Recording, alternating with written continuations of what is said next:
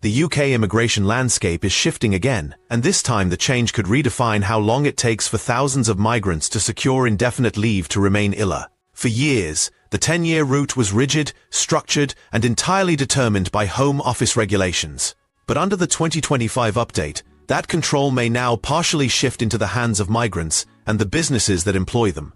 This reform isn't just an administrative tweak, it's a reimagining of how time, work, and eligibility intersect in the UK settlement journey. Under the old system, the 10-year ILR route was straightforward on paper, but extremely slow in practice. Migrants were required to remain legally resident in the UK for a full decade before they could even apply for settlement. This meant strict compliance, consistent visa renewals, and continuous employment or lawful residence without major gaps. But for many people, especially those on work or family routes, life simply didn't follow a linear timeline. Missed renewals, job transitions, or visa category changes often reset the clock. The new update is designed to inject flexibility into that timeline, making the path to ILR more adaptable, and in some cases, faster if migrants and businesses play their cards right. Imagine this: you've been in the UK for 6 years on a skilled worker visa, contributing to a company that values your expertise. Under the new reform, the time it takes for you to achieve ILR could now depend on how your employer structures your sponsorship and how consistent your employment record is. The government's aim here is to reward stability and contribution. If a business can demonstrate a strong history of compliance and worker support, it can influence how long its sponsored migrants wait before being eligible for ILR. In other words, both sides, the migrant and the business, share responsibility for determining the pace of settlement. The system encourages mutual accountability. Migrants are expected to maintain continuous legal status, but businesses now have an active stake in helping their workers reach stability sooner. This shift reflects a growing trend in UK immigration policy, linking economic productivity and integration with immigration privileges. One clear example is seen in the healthcare sector. Many NHS-sponsored workers have faced delays in transitioning to settlement because of contract renewals or short-term visa arrangements. Under the new framework, NHS trusts and care agencies that maintain consistent sponsorship records can play a more active role in supporting faster ILR eligibility for long-serving employees. The same applies to tech companies, construction firms, and other industries heavily reliant on migrant labor. It's not just about speed, though it's about choice. For the first time, migrants may have more control over their own settlement pacing. Someone who chooses to switch to a higher-tier sponsorship or invest in training and upskilling could accelerate their eligibility period through performance-based or employer-linked recognition. On the other hand, those who take extended breaks or switch employers multiple times may see their ILR timeline extend. It's a new balance between flexibility and responsibility. Now, about 3 minutes into this video, if you're still watching it, means you care about understanding these changes before they affect you. That's exactly why you should click subscribe right now and turn on the notification bell. By subscribing, you're helping this channel reach more people who might otherwise miss out on crucial UK immigration updates. Plus, you'll stay informed on every new rule change, deadline, and Home Office announcement before it becomes mainstream news. Back to the policy details. Another key part of this reform is the introduction of adjustable residency credits. This means that certain contributions like continuous tax payments, training investments, or verified community involvement can now count toward the ILR timeline.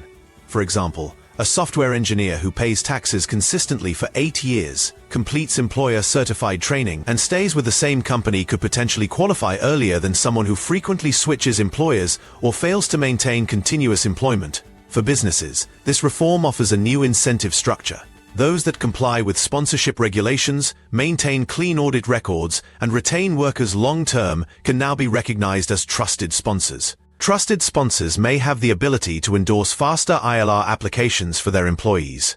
That's a major shift from the previous model, where employer influence on settlement speed was minimal. It's designed to motivate businesses to retain skilled workers and discourage short-term or exploitative contracts. However, this also comes with accountability. If an employer fails to uphold compliance standards, or if a migrant breaks the chain of legal residence, the timeline resets, sometimes even adding years to the process. So while the reform provides opportunity, it also reinforces discipline.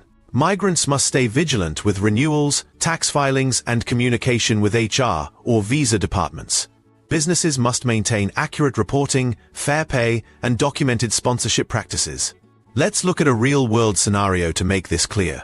Take Priya, an Indian nurse who's been working in Manchester since 2018. Under the old rules, she'd need to complete 10 full years of lawful residence before qualifying for ILR. But her NHS trust, a compliant and long-standing sponsor, now qualifies as a trusted employer under the new reform. Because Priya has maintained consistent employment, paid taxes, and avoided any visa gaps, her trust can support her ILR application after just 8.5 years instead of 10. That's an acceleration of 18 months, a difference that could completely change her life plans. Or think about Ahmed, a digital marketing specialist sponsored by a private tech firm. His company invests in his upskilling certifications, leadership training, and digital marketing workshops recognized by the Home Office.